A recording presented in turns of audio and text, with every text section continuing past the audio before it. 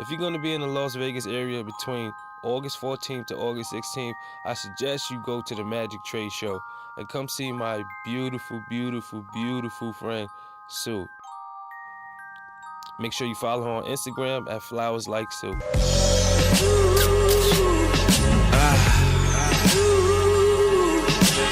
You know, they ain't used to a young nigga kicking game. First class was gym, exercise the limbs. Fast metabolism, keep a nigga so slim. It's fame USA, I'm fucking up the game. Punching bag treatment on they fucking bed. So on August 19th, there you have it. Terence Crawford versus Julius Blue Machine Indongo on ESPN, live from the Pinnacle Arena.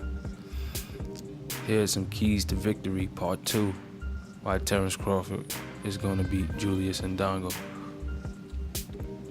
So as we look at this footage and we review the footage, key number 1, ring generalship. Terence Crawford controlling the distance in this fight. Terence Crawford controlling distance at every fight. Now, Terence Crawford has a good sense of ring generalship.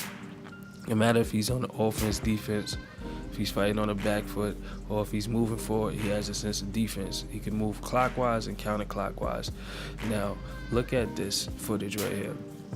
As you see Felix Diaz, you know he comes in, he's a little wild, and you see Crawford controlling him with the right hand, which is his jab, since he's in the southpaw position. This is his jab hand, the lead hand. So he's keeping him at bay. And now as you see, he starts to move clockwise, hit him with the left. Then Diaz, you know, he gets in his rhythm. Crawford, what he does, switches angles. Then he gets in his rhythm. What Crawford does, hit him with the check right hook. So he's confusing him, controlling the ring generalship. Getting your guy where you want him to be when you throw them shots, placing them shots, making sure you know where you at in the ring at all times. Getting your guy in a position where you could fake him out and land some shots. And this is what Crawford's gonna do with Indongo all night. He's gonna be able to control where he wants to control. He's gonna control the real estate of the ring, the action, everything that goes down. Indongo's best chances are the first few rounds. If he doesn't get past the first few rounds, it's not gonna be a good night for him, or actually be a longer night for him. Terence Crawford's eyes is always on his opponent. He never lets it go. Now, this is number 2, the uppercut. Terence Bud Crawford possesses a mean uppercut. Although I haven't seen him knock anyone out with this uppercut, but he has a vicious uppercut. And being the fact that Julius Indongo likes to lead with his head, it's gonna be a nightmare for Julius Indongo. Fighting off the back foot.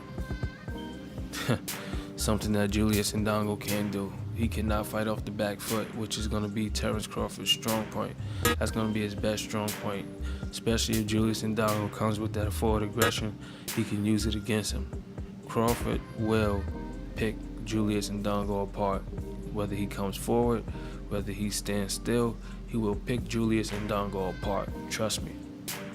As you see in this footage, Gamboa is very wary and he's wild swinging. You understand what I'm saying? Reaching and not knowing that Crawford has his eyes on his opponent at all times and controlling where his arms are. As you see, he moved his arm out the way. He's in the southpaw position, then he turns orthodox. And he knocks down Gamboa off the back foot. This is all off the back foot while maintaining position and switching stances. So Terence Crawford fighting off the back foot is going to be a key in this fight as well. Something Julius Indongo cannot do. That's going to be a key factor. And last but not least, Terence Crawford is a dog. Terence Crawford will bring the fight to you. Terence Crawford, if he knows it's down to the wire, he's not there to scared to bang. And I'm not pretty sure Julius Indongo is going to bang with Terence Crawford, but I doubt it. I doubt he wants to bang and mix it up with Terence Crawford, somebody who has a higher punching power, who has a higher knockout ratio, who's been in the ring with better quality opponents. But we'll see if Indongo is willing to mix it up. August 19th, Now you see Crawford in the high guard, catching and shooting postal shots, which is a taller guy, and also slipping under shots and hitting you from the body to the head to the top. So we're gonna add that along with it. The combination and variation punches that Indongo will get hit by will confuse him and discourage him. It's gonna discourage him because he's usually the guy on the attack, usually the guy pressing, usually the guy who's in control. But when you have somebody else in control hitting you with punches from different angles, slipping under your punches, standing in the pocket, and just you missing just by a hair, and he's catching you with counters, you're gonna get discouraged, and eventually if you don't get knocked out, your corner will stop, especially if the shots is flush like Crawford. Crawford's shots is flush.